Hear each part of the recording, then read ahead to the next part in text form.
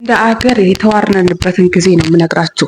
የመኖች ኢትዮጵያኖች በጣም ከቲሮች ናቸው። ኢትዮጵያኖች በጣም መዘዘኞችና በጣም ኃይለኞች ናቸው። ለሀገራችን የማይመጥኑ ሰዎች ናቸው።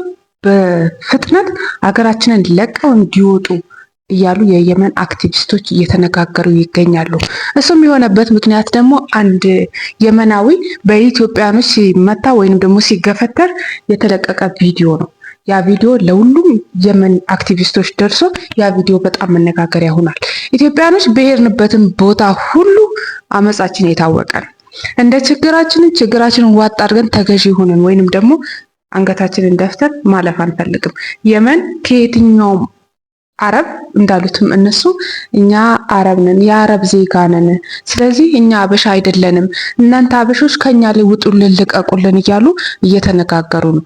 ያያችሁትን በቪዲዮ ይሁን በፎቶ አይታችሁታል። የኢትዮጵያ ስደተኞች የሆነ ሜዳ ላይ ተሰብስበው፣ እሱም የሆነበት ምክንያት ደግሞ የኢትዮጵያ ስደተኞች የመን ላይ ሄደው በሚቆዩ ሰዓት ራሳቸውን ተደራጅተው እንዲሁም ደግሞ የጦር ኃይልን ስልጠናም እያደረጉ ስለሆነ ለሀገራችን መዘዝ ያመጡብናል። ስለዚህ ለሀገራችን አያስፈልጉምና አንድ ኢትዮጵያዊ ሳይቀር ሀገራችንን ለቀው እንዲወጡ ትዕዛዝ አስተላልፉልን እያሉ በየሚዲያው እየተነጋገሩበት ነው።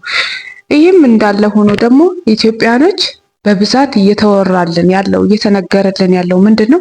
ኢትዮጵያኖች በሆነ አጋጣሚ ከየመናዊ ዜጋ ጋር ቢጣላ ያንን የመናዊ ዜጋ ሳይገል አይተውም ነው የሚሉት። በዛ ላይ ደግሞ እርስ በርስ ያብራሉ። በጣም ኃይለኞችና ከቲሮች ናቸው።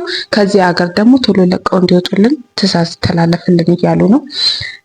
በነገራችን ላይ ይሄ ለኛ አሁን ለምሳሌ ስደት የትም አለ። ሶሪያም በአጋጠማት ጦርነት ስትሰደድ ቱርክ ገብታ በባህር የሞተም አለ ያለፈም አለ። በየሀገሩ ተሰደው የኖሩ ዜጎች ናቸው ሶሪያኖች።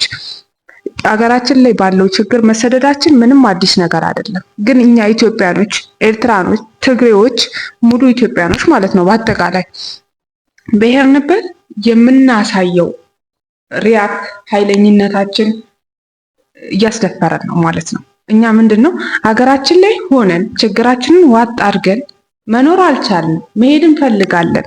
ስለዚህ ሄደን ደግሞ አንገታችንን ደፍተን ወይም ደግሞ የዛን ሀገር ዜጋ አክብረን መኖር አንችልም።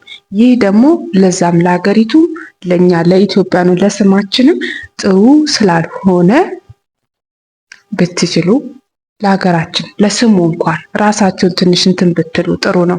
አይታችሁታል ቪዲዮውን። ያንን የየመን ዜጋ በኢትዮጵያኖች መሀል ላይ ገብቶ በምን ምክንያት እንደሆነ አይታወቅም እዛ መሀል ላይ ነው ያለው እና ብቻውን እንዴት አድርገው ገፍትረውና ወርውረው እንዳባረሩት አይታችሁታል።